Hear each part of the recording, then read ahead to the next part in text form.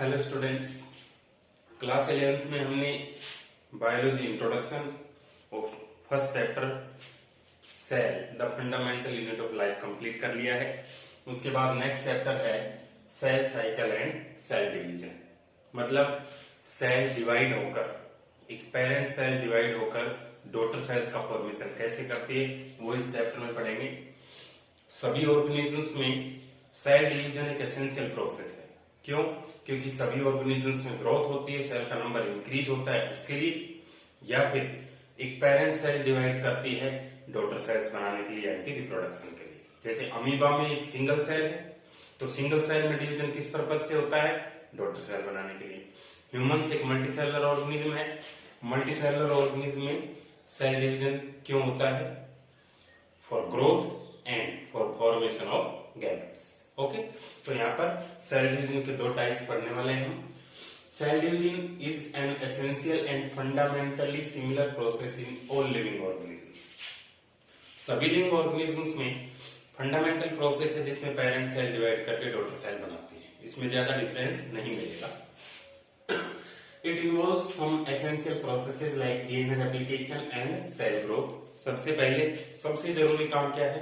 जब एक parent cell divide करके डॉटर सेल बनाएगी तो उसको अपने जेनेटिक मटेरियल यानी कि क्रोमोसोम में प्रेजेंट डीएनए का अमाउंट डबल करना पड़ेगा, तभी तो वो डॉटर सेल में इक्वल इक्वल डिस्ट्रीब्यूट करेगी। जैसे ह्यूमन सेल में 46 क्रोमोसोम होते हैं, हर क्रोमोसोम में एक डीएनए यानी कि 46 डीएनए है। जब वो पेरेंट सेल डिवाइड कर दो डॉटर सेल बनाएगी तो दोनों ही डॉटर सेल में क्रोमोसोम का नंबर 46 आएगा, यानी कि डीएनए 46 आएंगे। इसका मतलब उसको डिवाइड होने से पहले नंबर ऑफ डीएनए मॉलिक्यूल 92 करने पड़ेंगे। तो 92 करने पड़ेंगे मतलब डबल करने पड़ेंगे। डबल करने के प्रोसेस को हम डीएनए रेप्लिकेशन बोलते हैं। ठीक है। सेल ग्रोथ, सेल में बहुत सारे न्यूट्रिएंट्स और सेल ऑर्गेनेल्स का नंबर भी इंक्रीज करना पड़ेगा। ठीक है। Correct division in coordinated manner and formation of progeny cell. Progeny cell मतलब डॉटर सेल्स का फॉर्मेशन करेंगे। ऑर्गेनेल्स भी डबल करने पड़ेंगे, माइटोकॉन्ड्रिया, क्लोरोप्लास्ट सब कुछ डबल करना पड़ेगा जो इक्वली डॉटर सेल्स में डिस्ट्रीब्यूट होगा। अब पहली डेफिनेशन पढ़ रहे हैं सेल साइकिल की। Cell cycle is an orderly sequence of events during which a cell duplicates its genome, synthesizes other constituents and eventually divides into two daughter cells. Cell cycle में main 3 step है। क्या क्या? DNA का replication करना, other cell organelle, other cell constituents को increase करना या double करना, और थर्ड प्रोजेनी सेल्स का फॉर्मेशन और उसमें डिस्ट्रीब्यूशन करना। Cytoplasmic growth is a continuous process while DNA duplicates during a specific stage and gets distributed to daughter cells. एक सेल के अंदर उसके फॉर्मेशन के बाद से ही साइटोप्लाज्म का अमाउंट तो हमेशा ही बढ़ता रहता है। क्यों? क्योंकि सेल ग्रोथ तो करती है। तो सेल, एक इंडिविजुअल सेल की ग्रोथ को हम कैसे मेजर करेंगे? जब उसमें साइटोप्लाज्म का कंटेंट बढ़े और उसका साइज धीरे धीरे बढ़े। तो ये साइटोप्लाज्म की ग्रोथ होना ये तो एक रेगुलर प्रोसेस है, लेकिन डीएनए रेप्लिकेशन तभी होता है जब उस सेल को डिवाइड करना होता है। Phases of cell cycle. एक सेल जब डिवाइड करती है तो एक तो होती है प्रिपरेटरी फेज, तैयारियां, और एक डिवीजन फेज जिसमें वास्तव में सेल डिवाइड करके डॉटर सेल्स बनाएगी। ठीक है। प्रिपरेटरी फेज को इंटरफेज बोलते हैं, जिसको 3 अलग अलग फेजेस में डिवाइड किया गया है, और डिवीजन फेज को 4 अलग अलग फेजेस में। पहले के साइंटिस्ट मानते थे कि इंटरफेज में सेल के अंदर कोई इवेंट नहीं होता, इसलिए साइंटिस्ट इसको रेस्टिंग फेज मानते थे कि सेल रेस्टिंग फेज में है, और एम फेज में, एम का मतलब माइटोटिक फेज है, उसमें वो डिवाइड करेगी। लेकिन ऐसा नहीं है। मेन काम डिवीजन का इंटरफेज में ही होता है, इसलिए इसको प्रिपरेटरी फेज बोलते हैं। इंटरफेज में क्या होता है? सारी चीजें जो मैंने बताई, डीएनए का रेप्लिकेशन होना हो या फिर सेल ऑर्गेनेल्स का डबल होना हो, साइटोप्लाज्म की ग्रोथ होना हो, वो सब कुछ इसी में होता है इंटरफेज में। वहां तो सिर्फ डिवाइड करती है सेल। फॉर एग्जाम्पल, एक ह्यूमन बॉडी की सेल को डिवाइड होने में 24 आवर्स लगते हैं, उसमें से 23 आवर्स तो ये फेज चलती है और 1 आवर ये। हम यूं कह सकते हैं interphase takes more than 95% of the total time of cell division, while the division phase only 5%, less than 5%. Okay, तो डिवीजन फेज ये जो पूरा प्रोसेस है, ये जो स्टेजेस हैं, ये सभी सेल के अंदर न्यूक्लियस को डिवाइड करने की है। ठीक है, न्यूक्लियस डिवीजन को कैरियोकाइनेसिस बोलते हैं, साइटोप्लाज्म डिवीजन को साइटोकाइनेसिस बोलते हैं। तो पहले तो हम न्यूक्लियस डिवीजन की सारी फेज पढ़ेंगे और उसके बाद पढ़ेंगे सेल के साइटोप्लाज्म के डिवीजन। ठीक है, तो पहले ये लिखिए, उसके बाद अगला टॉपिक।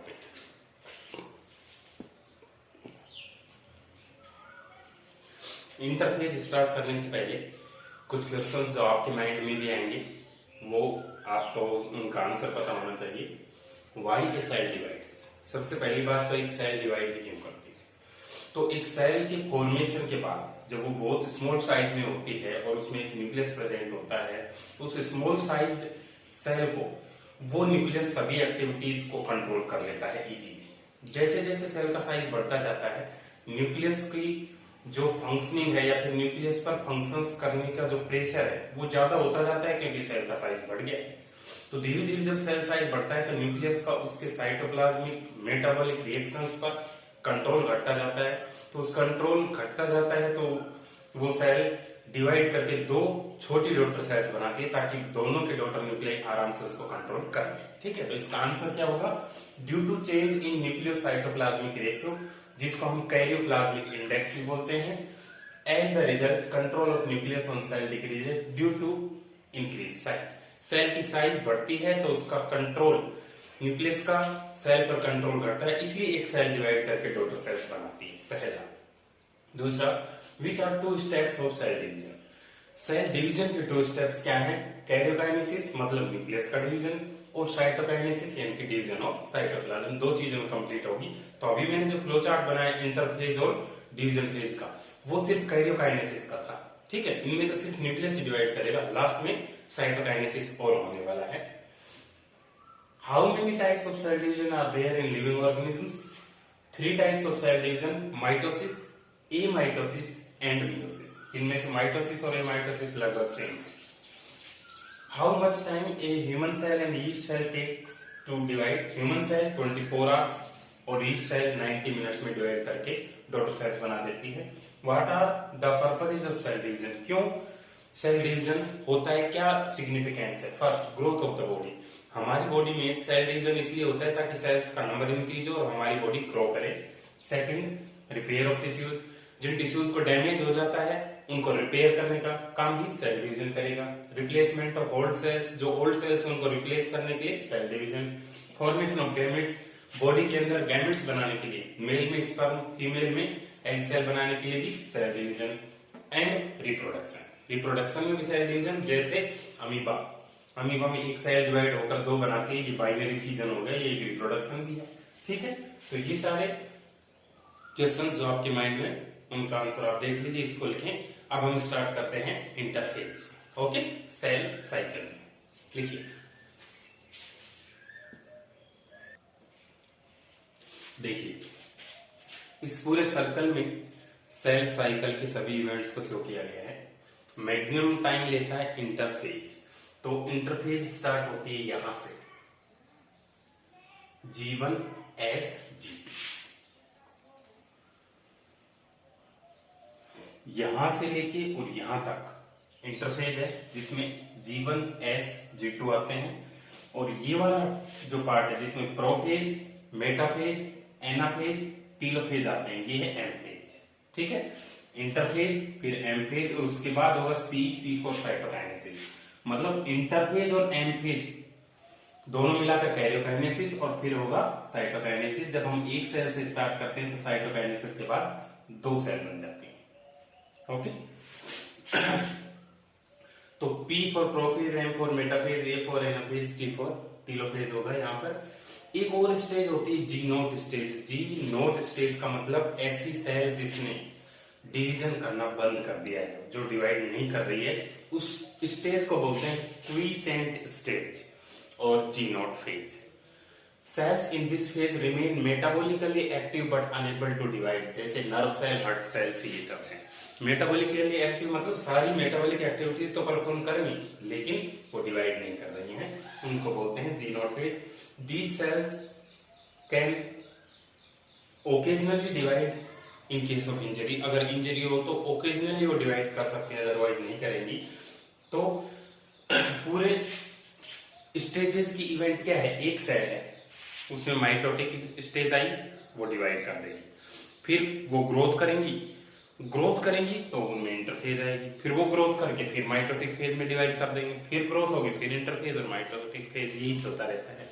एक सेल आज डिवाइड करके दो डॉटर सेल बनाएगी, दोनों डॉटर सेल्स में अब इंटरफेज स्टार्ट हो चुका, अब ये ग्रो करके कुछ टाइम के बाद फिर से एम फेज से डिवाइड कर जाएंगी, उनसे दो डॉटर सेल बन जाएंगी, उनमें इंटरफेज चलता रहेगा। ठीक है, एम आई मतलब M phase interphase, M phase interphase, M phase interphase, या फिर इंटरफेज की सारी स्टेजेस लिखें तो सीक्वेंस क्या है, आई में ये तीनों आ जाएंगे, G1S G2M, फिर G1S G2M, ये एक सीक्वेंस है, कई बार पूछी जाती है एग्जाम्स में, correct sequence. Gap 1 phase synthesis phase, gap 2 phase और माइटोटिक फेज। ओके, समझ गए चार्ट। अब हम स्टार्ट कर रहे हैं इंटरफेज या preparatory phase. It is longest phase, takes more than 95% of the total time. The time period between end of one cell division to beginning of next cell division, एक M phase से अगली M phase के बीच की जो phase होती है वो interphase होती है। Cell prepares itself for cell division by cell growth and DNA replication.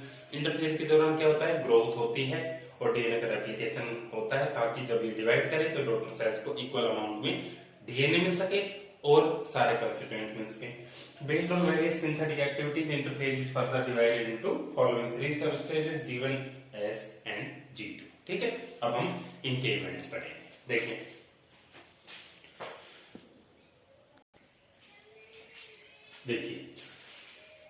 Interphase में फर्स्ट है G1 या gap 1 phase, phase between M phase and initiation of DNA replication. मतलब G1 फेज वो है जिससे जस्ट पहले अभी एम फेज कंप्लीट हुआ है, एम फेज के बाद इंटरफेज स्टार्ट हो जाता है और इंटरफेज की पहली स्टेज G1 है, तो जस्ट पहले एम फेज कंप्लीट हुआ है और इसके जस्ट बाद जो एस फेज है उसमें डीएनए रेप्लिकेशन होगा।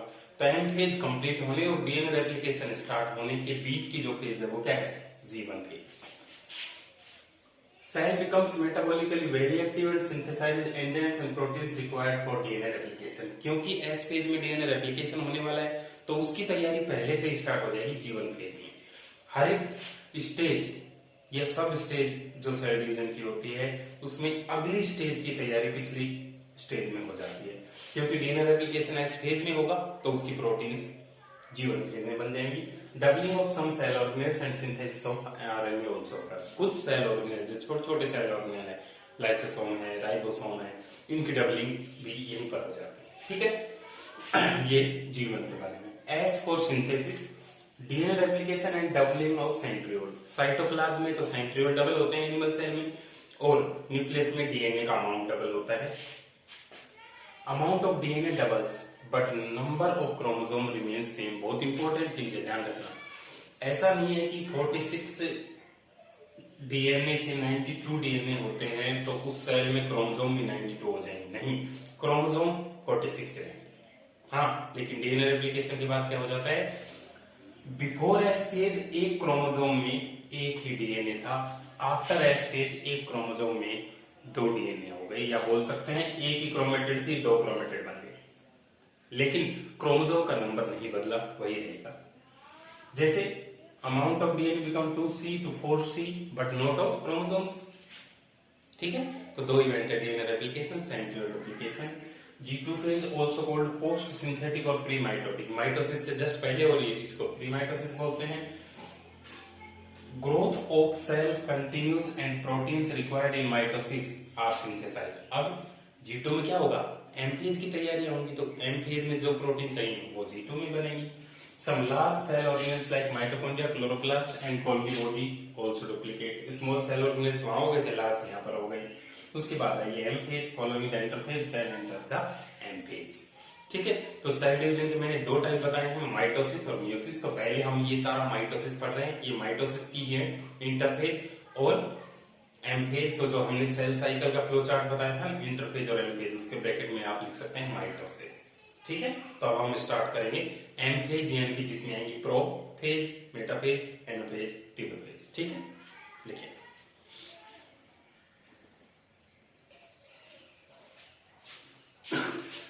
माइटोसिस, दो टाइप के सेल डिवीजन बताए थे, माइटोसिस और मियोसिस। अब यहाँ पर डिटेल में पढ़ रहे हैं माइटोसिस को। माइटोसिस में 2 डॉटर सेल्स बनती हैं, एक पेरेंट सेल डिवाइड करके 2 डॉटर सेल बनाती है। Chromosome replicate and get equally distributed to daughter cells. Chromosome में जो डीएनए है वो डबल होता है और बराबर अमाउंट में दोनों डॉटर सेल में डिस्ट्रीब्यूट हो जाता है। As parent and daughter cells have equal number of chromosomes, it is also called equational division. क्योंकि पेरेंट सेल और डॉटर सेल में नंबर ऑफ क्रोमोसोम सेम रहता है, इसलिए इसको इक्वेशनल डिवीजन बोलते हैं। It is also called somatic cell division which occurs in somatic cells। हमारी बॉडी की सेल्स गैमेट्स को छोड़कर, स्पर्म सेल और एग सेल को छोड़कर सारी सेल्स सोमेटिक सेल होती हैं। उनमें नंबर ऑफ सेल इंक्रीज करना हो तो माइटोसिस सेल डिवीजन होता है। एनिमल्स में तो ये सोमेटिक सेल में होता है, लेकिन प्लांट्स में ये सोमेटिक सेल्स यानी कि डिप्लॉइड यानी कि 2 सेट ऑफ क्रोमोसोम्स उनमें भी होता है, और गैमेटिक सेल्स यानी कि हैप्लॉइड यानी कि सिंगल सेट ऑफ क्रोमोसोम।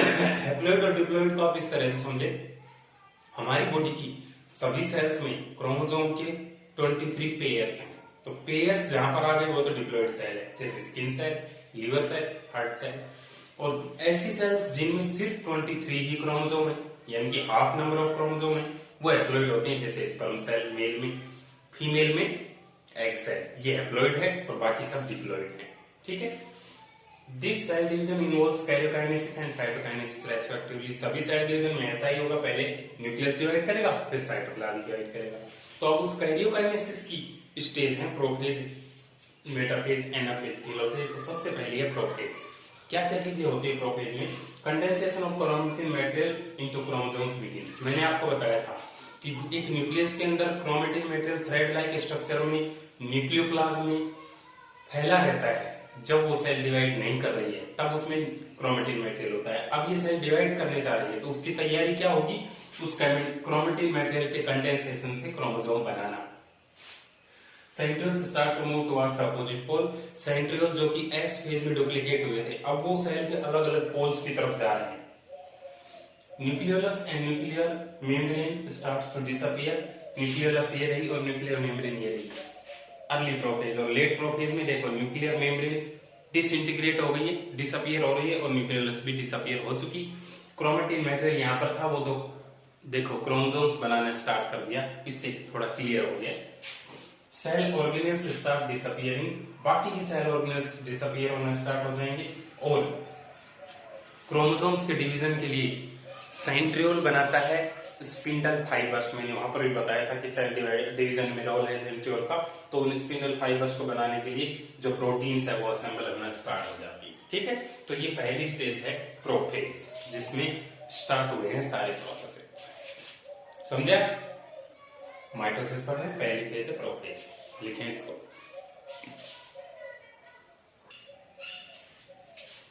देखिए, प्रोफेज में क्रोमेटिन मटेरियल से क्रोमोसोम्स बनना स्टार्ट हो गए थे। मेटाफेज में क्रोमोसोम्स बिल्कुल क्लियर हो जाते हैं। मतलब साइंटिस्ट अगर क्रोमोसोम की स्ट्रक्चर को स्टडी करना चाहते हैं तो वो ऐसी सेल को सेलेक्ट करते हैं जो मेटाफेज स्टेज में है। ठीक है।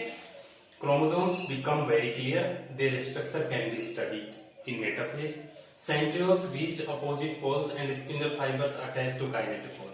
दोनों सेंट्रियोल अपोजिट पोल की तरफ पहुंच चुके हैं, सेल के दोनों एंड की तरफ, और इनसे बनी है माइक्रोट्यूब्यूल प्रोटीन की स्पिंडल फाइबर्स, जिनको एस्ट्रल रेज भी बोलते हैं या माइटोटिक स्पिंडल्स भी बोलते हैं। एक रस्सी की तरह है जो ऊपर वाले सेंट्रियोल से काइनेटोफोर, सेंट्रोमियर में काइनेटोफोर थे, 2 डिस्क से मैंने जहां पर क्रोमोसोम की स्ट्रक्चर बनाई वहां पर बनाई थी। ऊपर वाले काइनेटोफोर से ये जुड़ गई, ये भी जुड़ गई, नीचे वाले काइनेटोफोर से ये जुड़ गई, ये भी। तो ये एक जो लाइन में अरेंज हो गई, उस लाइन को मेटाफेज प्लेट बोलते हैं हम। इस लाइन पर सारे 46 क्रोमोसोम बिल्कुल लाइन में लग जाते हैं। ठीक है। ऊपर से ऊपर वाले सेंट्रियोल की एस्ट्रल रेज और नीचे से नीचे वाले की एस्ट्रल रेज सेंट्रोमियर में काइनेटोफोर से आकर अटैच हो जाती हैं, रस्सी की तरह बन जाती है।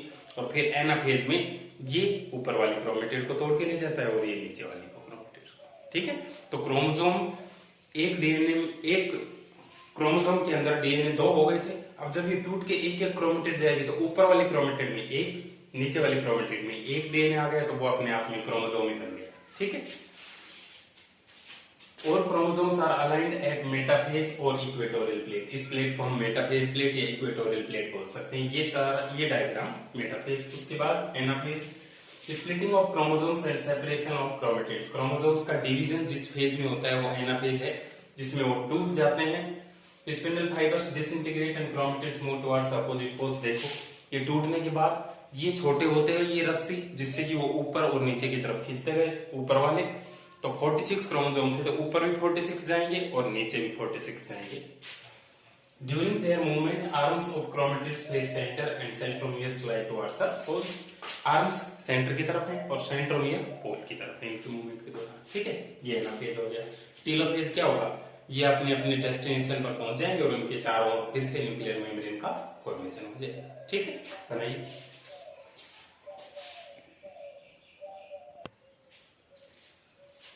लास्ट फेज है कैरियोकाइनेसिस की, telophase. Spindle fibres completely disintegrate and separated chromatids reach to opposite poles. Spindle fibres मतलब जो रस्सियां लगी हुई थी वो पूरी तरह डिसअपियर हो चुकी हैं और वो क्रोमेटिड्स अपोजिट पोल्स पर पहुंच जाती हैं। Chromosomes uncoil and form chromatin material. Chromosome जो अब तक क्लियर थे अब वो फिर से डीकंडेंसेशन के थ्रू क्रोमेटिन मटेरियल में बदल जाते हैं और उस न्यूक्लियर प्लाज्म में ही घुल जाते हैं। Nuclear membrane, nucleus and other cell organelles reappear. जो डिसअपियर हुई थी वो सारी चीजें रीअपियर हो गई। Cell have 2 daughter nuclei. अब सेल में है 2 डॉटर न्यूक्लियाई, 1 2। एक सेल में अब 2 न्यूक्लियस आ गए। अब जब साइटोकाइनेसिस होगा तो बीचों बीच साइटोप्लाज्म का डिवीजन हो जाएगा, ऊपर एक सेल और नीचे एक cell. Cytokinesis, division of cytoplasm after karyokinesis is called cytokinesis. Cytokinesis divides parent cell into 2 daughter cells with 1 nucleus in each. हर सेल के अंदर एक न्यूक्लियस होता है और साइटोप्लाज्म डिवाइड हो जाता है। How are karyokinesis and cytokinesis different from each other? Karyokinesis, it is division of parent nucleus into daughter cell nuclei. Parent nucleus से daughter nuclei बनना karyokinesis. Cytokinesis, it is division of parent cell cytoplasm into daughter cells. Parent cell cytoplasm का daughter cell cytoplasm में divide होना। Occurs in beginning of mitosis, ये पहले होता है। Occurs at the end of mitosis, ये बाद में होता है। It is independent of cytokinesis. Karyokinesis cytokinesis से independent है, जबकि cytokinesis तभी होगा जब karyokinesis होगा। ठीक है, तो ये माइटोसिस सेल डिवीजन में एक ये साइटोकाइनेसिस का प्रोसेस और बचा है, फिर ये कंप्लीट हो जाएगा। तो लगभग हाफ चैप्टर हो जाएगा। ठीक है, छोटा ही चैप्टर है, आप अच्छे से समझ के करें। सेल डिवीजन हमें 12th क्लास में या 11th क्लास में आगे के चैप्टर्स में बहुत काम आने वाला है। तो कंसेप्ट बिल्कुल क्लियर होना चाहिए कि किस स्टेज में कौन सा इवेंट होता है। ठीक है, अच्छे से पढ़े, अच्छे से इनके नोट्स बनाए, डायग्राम हर एक के पास में ही बनाए, हर एक टॉपिक के पास में ही। Okay, thank you.